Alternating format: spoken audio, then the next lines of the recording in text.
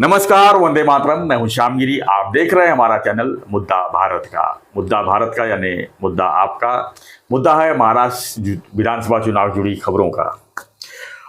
आज मैं चर्चा करूंगा पवार साहब के बारे में। और पवार साहब के बारे में एक बहुत जो है चर्चा चालू है, जो चर्चा ऐसी जोरों में चालू है, किसी को खत्म करना चाहते हैं। हाँ, वो नेता को करना चाहते हैं या पार्टी को करना? Yes yes yes. तो उसमें एक अब सामने ये है कि क्या वो जो साथ में रहता है उसी को वो टारगेट करते हैं। ऐसा पहले से चला आ रहा है उनका सिलसिला। तो साथ में उनके कौन कौन है? उद्धव जी है साथ में कांग्रेस पार्टी है। कांग्रेस पार्टी के बारे में तो मैं खुद देखा हूं कि 3 बार महाराष्ट्र में सत्ता रही है। और मेरे अनुभव के हिसाब से जहां जहां कांग्रेस की मजबूत कैंडिडेट रही है वहां पर पवार साहब ने डमी कैंडिडेट अपनी तरफ से खड़ा किए हैं। गुजरात में तो मोदी को मदद की, हाँ, कैंडिडेट खड़े करके 11 कैंडिडेट गिराए। इस मामले में पवार साहब जो है विधायक जो उनके पर्सन जो सीट खड़ा करते हैं ला नहीं सकते, उससे ज्यादा खर्चा जो है वो डमी कैंडिडेट के पीछे करते हैं। तो अभी हमारा चर्चा का विषय है कि इस बार वो टारगेट किसको करने वाले हैं, किसको कमजोर करना चाहते हैं। क्योंकि किसी को कमजोर करेंगे तो ही वो मजबूत बनेंगे। और वो हमेशा जो है महाराष्ट्र में मजबूत ही बने रहना चाहते हैं वो। हालांकि वो अलग बात है कि उनकी पार्टी इस बार टूट गई है। 2019 के बाद बीजेपी ने उनकी पार्टी तोड़ दिया है। और तोड़ने का मकसद यही था कि शरद पवार एकदम तहस नहस हो जाए, उनकी पार्टी खत्म हो जाए। लेकिन उससे उल्टा जो है लोकसभा में उनको काफ़ी फायदा हुआ। और 10 सीटों में से 8 सीट उनके चुन के आए हैं। तो एक देखा जाए तो नंबर 1 पे उनकी राजनीति रही है। तो अब आगे की क्या है उसके हम डिस्कस कर लेते हैं। सर, आपको क्या लगता है कि उनकी टारगेट पे कौन रहेगा इस बार? सर, एक हिंदी में जल्लाद करके शब्द है, वो क्या होता है? जल्लाद जो फांसी लगाता है वही जल्लाद बोलिए, मतलब खात्मा करने वाला। अच्छा सर, कैसे है ना कि शरद पवार जी का इतिहास अगर देखा जाए जी, तो वो उनका पूरा इतिहास या ये तो मतलब इसी प्रकार का है कि किसी न किसी को, व्यक्ति को, शक्ति को, पार्टी को ख़त्म करने में ही उनको हमेशा जल्लाद की भूमिका निभाते हुए हमने देखा है। जी, वो जल्लाद सिर्फ फांसी देता है या मारता भी है? नहीं, फांसी देता है, मतलब मारने का ही काम करता है वो। अच्छा, तो सर देखो कि इंदिरा गांधी को वो नड़े थे करके इंदिरा गांधी के बैड बुक में चले गए। फिर तुम्हारे सोनिया गांधी को तो जिंदगी बर्बाद कर दी उन्होंने। अगर शरद पवार ने ये मुद्दा उठा के 99 में पार्टी नहीं छोड़ी होती कि भाई वो फॉरेनर है, इलेक्शन में भी उठाया उन्होंने और बाद में भी उठाया, तो आज पंतप्रधान हो गई थी। हाँ। उसका पंतप्रधान पद सर, उसको उस समय जो ये थे प्रेसिडेंट ऑफ इंडिया, अभी उनका नाम मैंने गलत बोला ऐसे मुझे लोगों ने बताया, उन्होंने उनको बुला के बोला कि भाई ये शरद पवार ने जो आग लगाई है देश भर में फैल गई है, अभी फॉरेनर औरत को वो एक्सेप्ट नहीं करेंगे, आप पीछे हट जाओ और नरसिम्हा राव को बनाओ। तो सोनिया गांधी को ख़त्म करने वाले कौन है पॉलिटिकली? उनकी करियर बर्बाद कर दी। बिल्कुल, अभी तो कोई चांस नहीं है उनका प्रधान पद का। और 2004 में अगर सर कांग्रेस अगर नहीं आई होती, उस समय 2004 की बात कर रहा हूँ, अटल बिहारी वाजपेयी जी थे वहाँ उस समय केंद्र में। और उन्होंने मतलब ओवर कॉन्फिडेंस में 6 महीना पहले चुनाव करवा दिया था। और उनको लगा कि कंटिन्यू रहेंगे, लेकिन वो हार गए। इंडिया शाइनिंग का उनको भारी पड़ गया।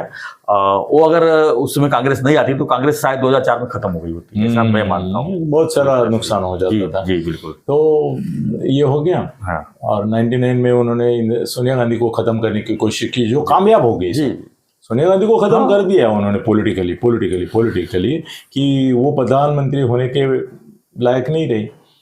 मेरे को कभी कभी सोनिया जी का आश्चर्य लगता है कि जैसे उन्होंने वो राजीव गांधी के हत्यारों को माफ कर दिया, हाँ, वैसे ये हत्यारे को मत माफ किया उन्होंने, तुरंत मंत्री ले लिया, सरकार में ले लिया। हाँ, जिसने उनकी करियर बर्बाद की, जिंदगी बर्बाद की, मैं तो बोलूंगा, उसको ही मंत्रिमंडल में ले लिया। बड़े डिपार्टमेंट भी है, ये भी है, तो बड़प्पन है उनका सोनिया जी का। अभी वो साथ में लेते हैं उनको, ये भी बड़प्पन ही है।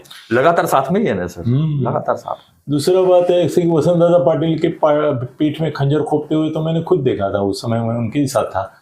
तो वसंत दादा पाटिल की जो ये हो गई पॉलिटिकल सर्वनाश, वो करने वाले यही थे।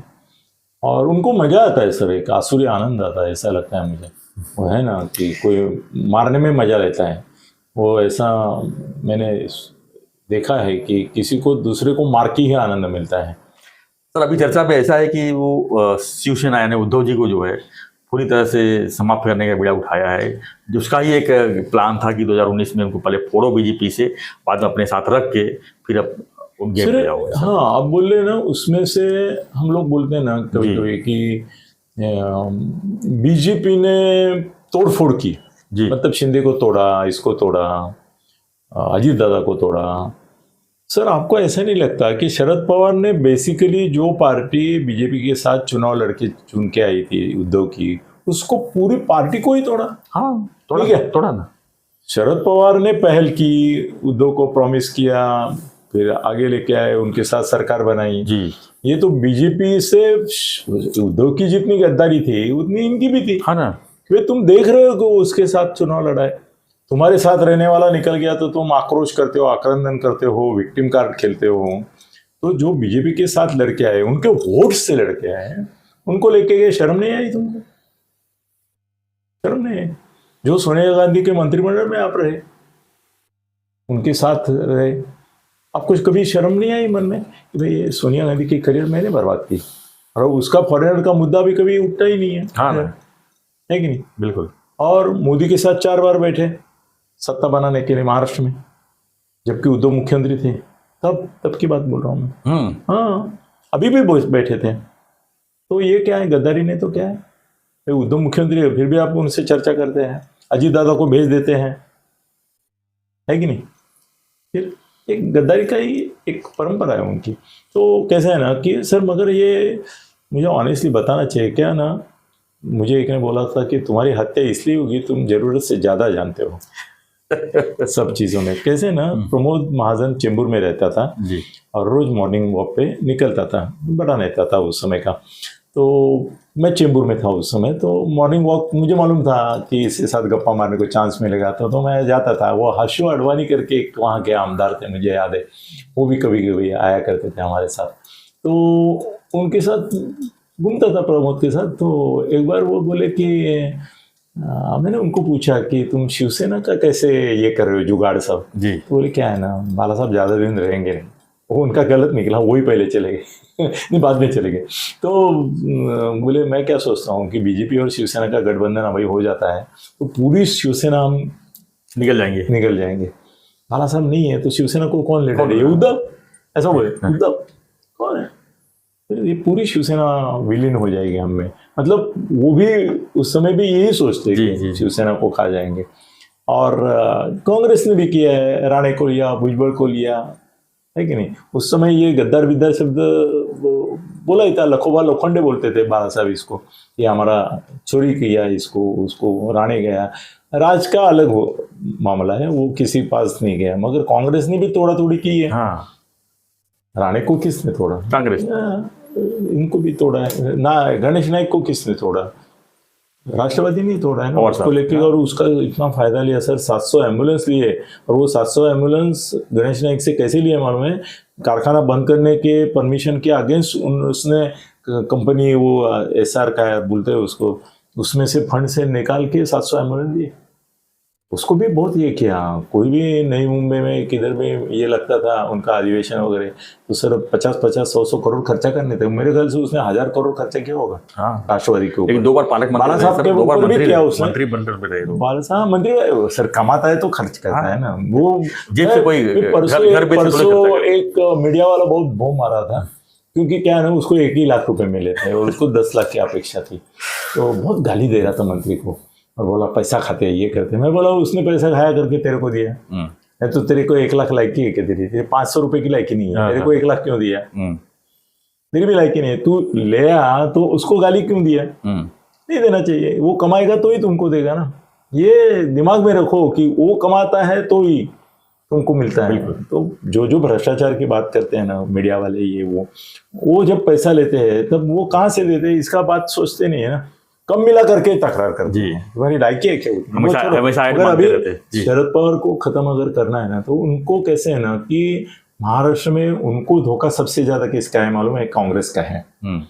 शिवसेना का इतना नहीं है। उद्धव की और एक टोली फूटेगी, वो अभी चुनाव के पहले नहीं फूटेगी, क्योंकि अभी टिकट वाटअप हो रहा है, उनको टिकट मिलेंगे वो टोली को।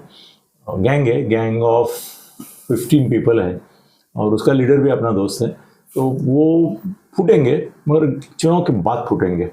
मगर अभी कितने आते हैं उद्धव के, उसमें वो कैसा समीकरण बैठता है मुझे मालूम नहीं, मगर फूटने वाले हैं। वो बीजेपी से उन्होंने ये कर लिया है साठगांठ कि हम शिवसेना उद्धव के ग्रुप से खड़े रहते हैं जी, बाद में हम आ जाएंगे आपके साथ, क्योंकि वो अभी चाहते थे कि हमको अभी ले लो आप, तो बोले अभी टिकट का हमारा पहला ही वादा है, तुम कहाँ आते हो, तुम उनके पास से लड़ो। और ये कांग्रेस वालों ने भी किया है, तुम्हारे शरद पवार भी कर रहा है। सर कैसे है ना, ये अभी सब जगह हो रहा है भाई। वो तुम्हारा मुरली देवरा का बेटा मिलिंद देवरा, वो उसको बीजेपी टिकट नहीं दे पा रही थी, शिंदे साहब ने दिया। कल और एक किसी को उन्होंने शिवसेना में शामिल होके उसने टिकट लिया, किसका हुआ याद नहीं है। तो कल भी किसी को उन्होंने भाजपा से नहीं देना था तो शिवसेना शिंदे गुट से दिया, अभी भी कोटा दे रहे हैं। कई मंत्री है ऐसे कि जो इनके ग्रुप में आएंगे।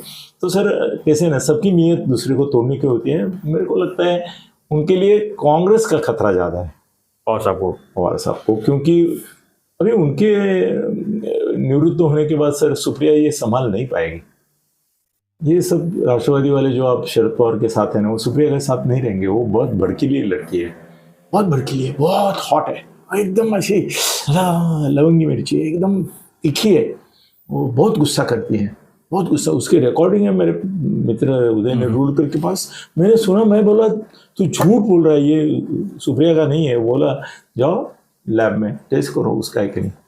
कहा सर बाप रे, और वो वहाँ भी करते हैं सर। एक नेता, महिला नेता गई है भाजपा में सर, उसको सबके सामने उसने उसके बाल पकड़ के खींचते हुए बाहर लेके गई थी सबके सामने, और बोली तू क्या इधर रंडीबाजी करने आती है क्या, वगैरह वगैरह। मतलब उसका बोलना सर बहुत तीखा रहता है, बहुत तीखा रहता है। और उसने बोलते बोलते इसके ऊपर भी आरोप किया। वो बोले क्या तुम जयंत पाटिल, अजित पवार सबको नादी लाते इसका, तू ऐसा भी बोल गई। मालूम क्या बोले सर अभी, वो बहुत एकदम ये है। तो सुप्रिया को भविष्य नहीं है सर पॉलिटिकल, पवार साहब की निवृत्ति के बाद। तो उनको भी, कांग्रेस को भी खत्म करके क्या करेंगे सर, कांग्रेस में ही जाना है उनके लोगों को। वो तो अजीत दादा इनके साथ नहीं जा पाएंगे, बीजेपी के साथ भी नहीं जा पाएंगे, जो अभी बाकी है थोड़े हैं। पर सर शरद पवार का एक लक है, जब भी उनकी पार्टी टूटती है, हर बार टूटती है, तो 50 का एक आंकड़ा वो कभी भी कैसा भी करके आती है, यानी उन्हें रक्तबीज कह सकते हैं। वो 50 तक जाते हैं। इसके बार भी 2 बार ऐसा हुआ है कि सब छोड़ के गए और 50 तक पहुंचे। जितना उनको खून निकालोगे उतना लोग पैदा हो जाएंगे भैया। हाँ वो ऐसा है। तो उनके लिए भी मैं अभी भी बोलता हूँ कि इस बार भी कांग्रेस को मिलेंगे इससे ज्यादा, उद्धव को शायद राष्ट्रवादी से कम भी मिल सकते हैं, मालूम नहीं है अपने को। मगर शरद पवार को खुन्नस कांग्रेस के ऊपर होगी तो भी वो निभा नहीं पाएंगे। उद्धव को खत्म करना जरूरी नहीं, वो खुद ही खत्म हो जाएगा, इतना ज्यादा नहीं है। तो और अजित पवार को खत्म करने की महत्वाकांक्षा हो सकती है उनमें कि अजित पवार को किसी भी हालत में 10 के आगे नहीं बढ़ाया था तो उसकी साख इधर भी गिर जाएगी। तो अजित पवार उनका टारगेट हो सकता है। मगर किसी को आप ये मत बोलो कि ये जल्लाद है, मत बोलो। मैं बोला मगर सभी जल्लाद ही है सब। फडणवीस ने भी तो 1 साल शिंदे के पीछे लगे थे वो। हाँ, तो वो तो सभा में बोले कि हमने 2 पार्टियां तोड़ी। तो 2 पार्टियां तोड़ी, इसका अभिमान जिस राज्य में लगता है जी, उस राज्य का भविष्य क्या होगा। धन्यवाद सर। धन्यवाद सर। तो फ्रेंड्स, हमारी चर्चा पर आपकी क्या प्रतिक्रिया है हमें कमेंट बॉक्स में लिखिए। हम ज़्यादा नहीं कुछ बोलेंगे, बोलते ज़्यादा है और बाद में बोलते कि हम ज़्यादा नहीं बोलेंगे, अरे बहुत कुछ बोल देते। तो बने रहिए हमारे साथ, देखते रहिए, और भी खबरें रहेंगी विधानसभा चुनाव जुड़ी हुई। मजा आने वाला है सर, आपको भी सुनने में मजा आएगा, हमको भी बोलने में मजा आएगा। चैनल को सब्सक्राइब कीजिए, सब्सक्राब इस समय हमारा चैनल बहुत आए दिन बाहर के, और बने रहिए, देखते रहिए चैनल मुद्दा भारत का। धन्यवाद। जय हिंद, जय महाराष्ट्र, जय श्री।